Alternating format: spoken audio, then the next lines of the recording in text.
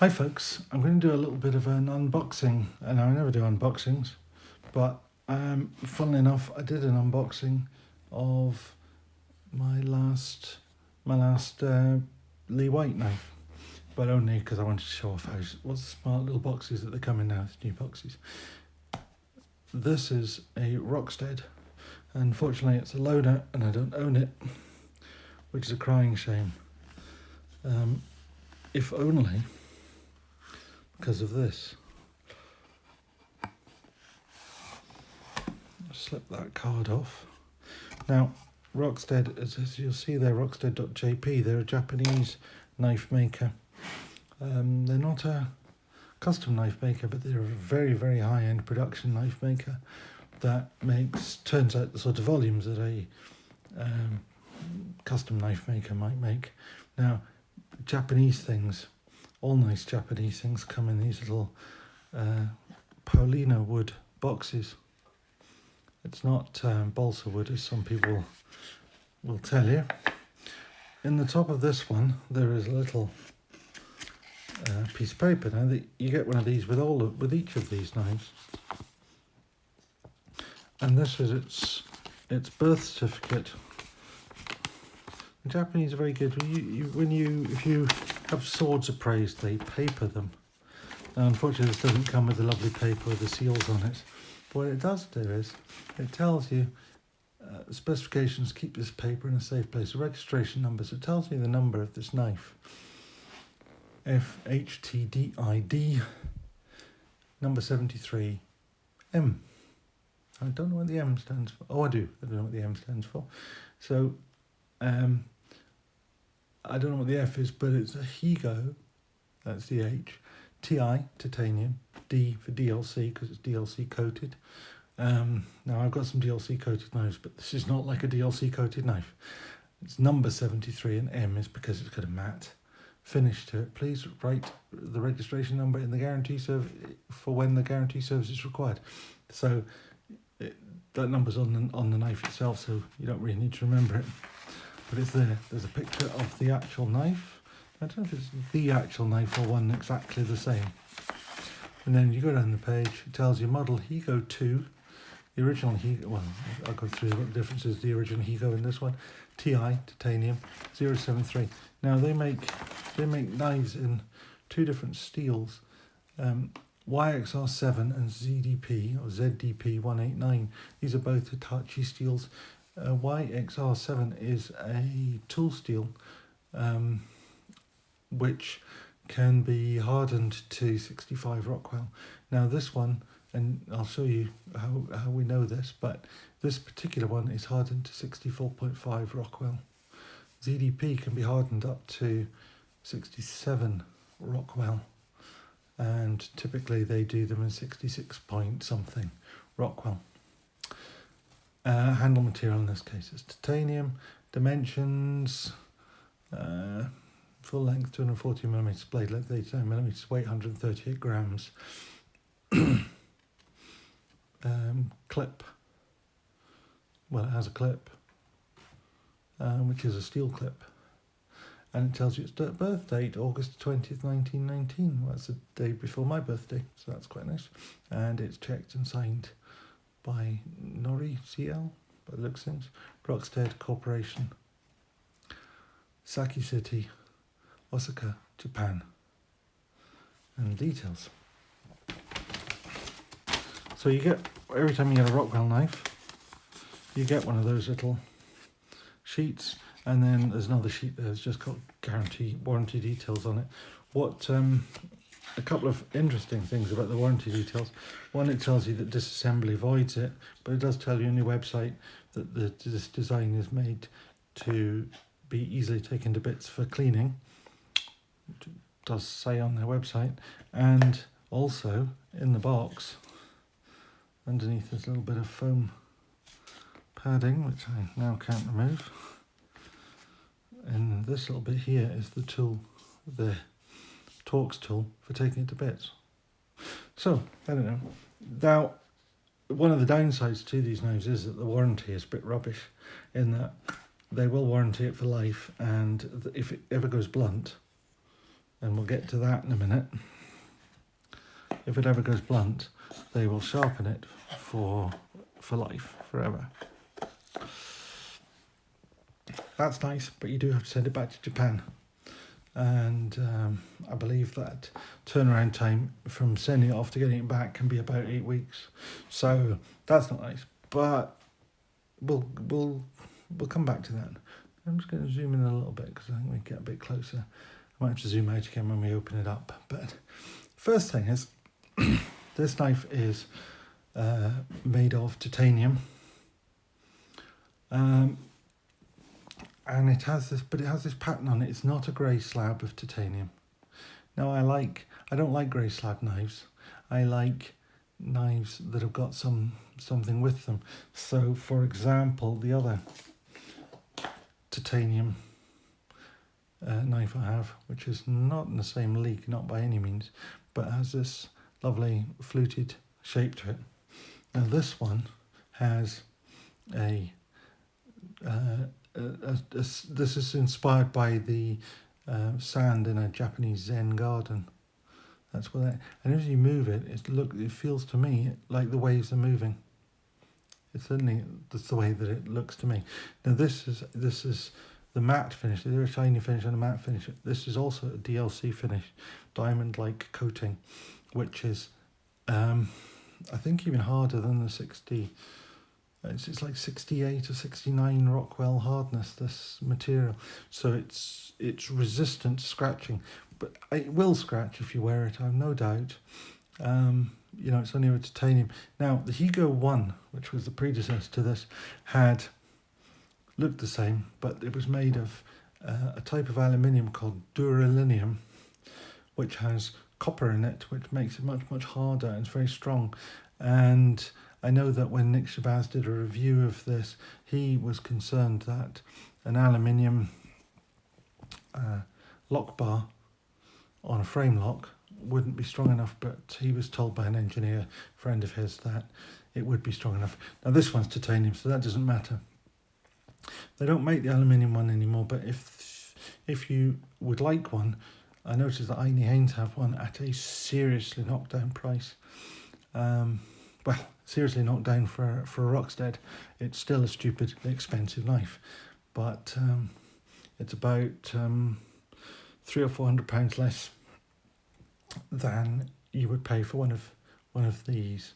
So, in terms of how it's made, you'll notice that there are two pins or two bits of hardware. So you've one standoff and a pivot, and that's all. There's nothing else on the show side of the knife at all. You have a lanyard hole, which is just a hole that goes all the way through. There's nothing added to that. There's no standoff or anything. And when you turn it over, see, it's pretty much the same on the other side. You've got the two bolts that hold it together, which I think are both T10. They're both the same size, although this one looks larger than this one. And that's because the bolt itself, the outside of the bolt, is slightly smaller. It's looks disconcerting. This actually looks larger than that one. There we are.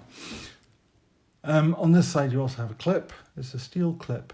Now, this is often an area which is criticised because it does look, Nick Shabazz said it looked like they'd made a beautiful knife and then they realised they didn't have any clips, so they ran next door to the factory that makes gas station knives and picked up a pile of clips and bolted them on. And in some ways that's sort of true, but actually I quite like this clip.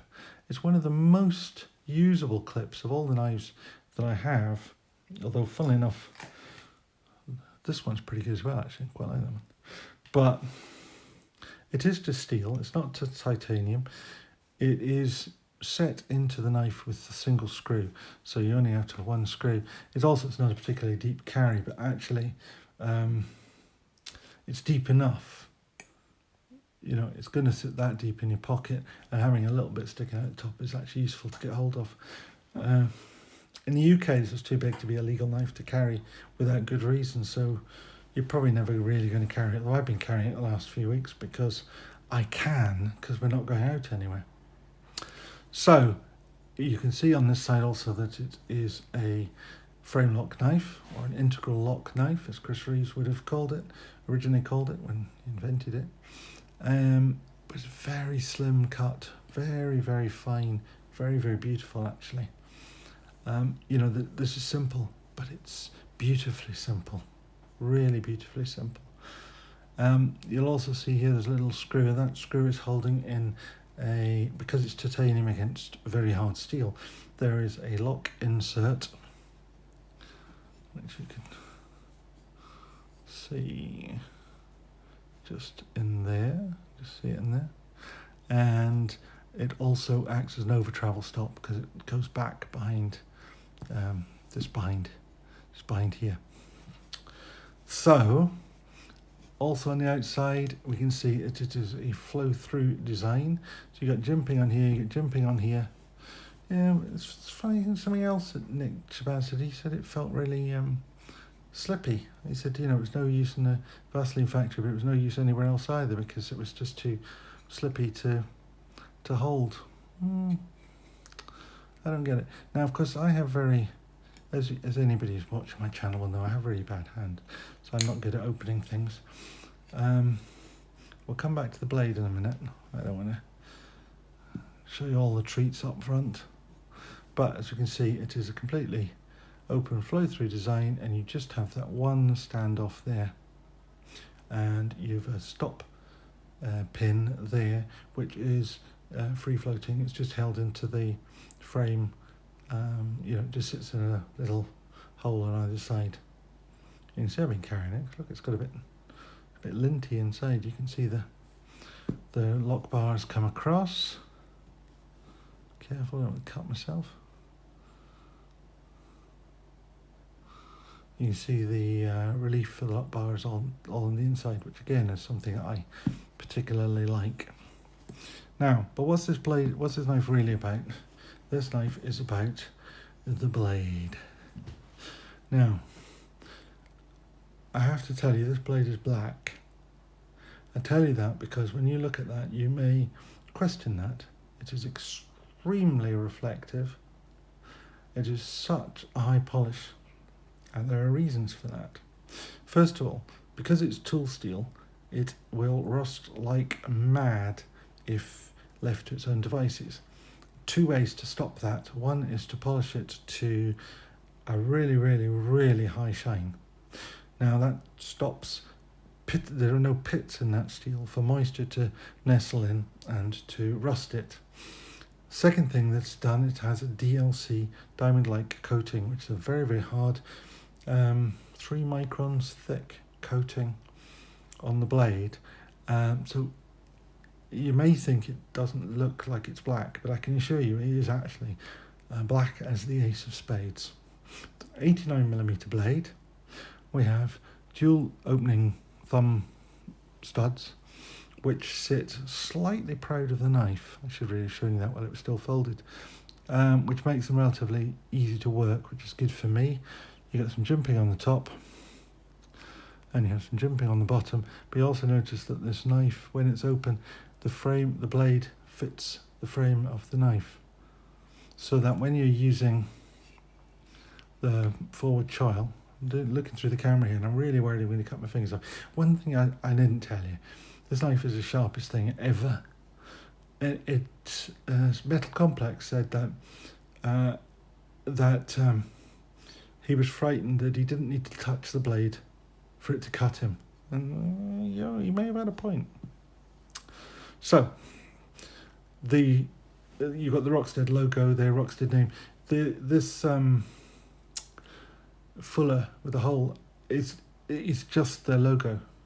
Now, there may be some part made of that in the manufacture process. People always say that about these knives, but I believe it's just their logo. And it is, I'm going to talk about Japanese knife technology and blade technology in a minute. I'll do a full video on it separately because there's quite a lot of study in there. But the idea of fullers or bohai in Japanese blades is very, very common. The idea of horomono or blade carving is quite common. So in this one we have the Rockstead logo. On the other side we have the name of the knife. So you have the word Higo, and then the 4 characters that means you follow it are actually the characters that say the word Higo. Why a 4-letter word needs 4 characters, I do not know, because normally, obviously, Japanese, when you have a character, a kanji character means, means a word.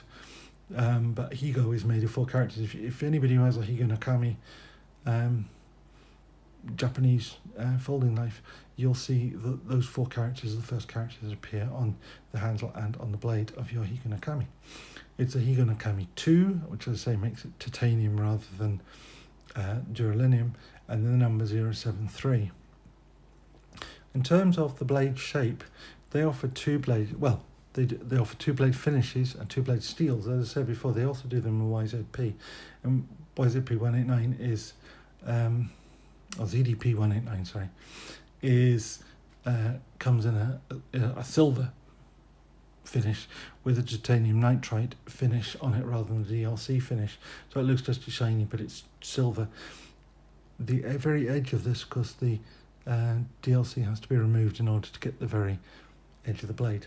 Now, they do 2 blade shapes, or 3 blade shapes. They do 2 blade sections, which they call Honzakuri and Shinogi Sakuri. They're not either, but Shinogi Sakuri means it has a ridge on the blade. This is Honzakuri, so this has no ridge on the blade. Well, actually, the ridge between the matte part and the polished part, actually, I would have thought if I was looking at a Japanese sword or a Japanese tanto, I would have called Shinogi Sakuri. But what they mean is that they have about 1/4 of an inch in from the edge, they have a ridge line, and that's what they call Shinogi Sakuri. They call this Honzakuri. I would call them both the same, really. Honzakuri and Shinogi Sakuri really mean the same thing, but this is actually a Shinobi Sakuri blade shape, because the one thing that Honzakuri and Shinogi Sakuri have is that they must have a discernible kisagi, which means you have a tanto shape, what was now an American tanto shape, with a visible Yokoti line, which is the line between the 2 edges, the tip edge. And this, as you can clearly see, does not have kisagi, and it doesn't have a Yokoti line. Now, that is actually much more traditional in terms of Japanese tantos. As I say, I'll do another video on some of this stuff, but I have here a genuine Japanese tanto. It's one of several that I own. You can see in this blade, this is, as I say, this is a genuine Japanese tanto. You can see that the sort of distinctive things that you would expect to ham on, but what you'll see is that there is no tanto blade, tanto shape at the end, and this is most common. Most tantos are this shape. They're not American tanto shape. American tanto shape is a shape that you would expect with a sword. Now, so this is a Shinobi Sakuri blade. This one has a fuller, or a bohai, the full length, and this is reminiscent of the bohai in my book. But in terms of the general blade shape, there's pretty much the same. The other thing you will know about, or you may know about Japanese blades, is that they come to a 0 edge, and that's, in other words, that there is no micro bevel at the end. You know, with normal knives, you've got this flat blade, and then at the bottom, at the edge, you've got a micro bevel edge. Well, Japanese blades generally don't do that. It's what's often called an apple seed edge, because the blade in section looks like an apple seed. Now, why am I telling you all this? Because that is exactly what this is. This is polished. Now, the way you sharpen a Japanese sword is you grind it with finer and finer and finer polishing stones, and then little pieces of polishing stones, and tiny little wafers of polishing stones backed by a little piece of paper, until you've polished it into this sharp edge that comes all the way to the edge. And that's what they've done here. And they've done it for a reason. I mean, partly they've done it because it looks bloody good, but the other reason that they've done it is because when you harden steel, even a really good steel like this, to very nearly 65 Rockwell, it won't fold, but it will snap or it will crack, chip. But for a chip to form or a crack to form, you first have to have a micro crack or a micro chip. And until you've got that, it's very difficult to make a chip. Now, I'm not saying this won't chip, and I'm not saying this won't dull, but this blade will stay sharp for a long, long, long, long, long time. At some point I will do some cutting demonstrations with this, because it is actually quite phenomenal, some of the things that it can do.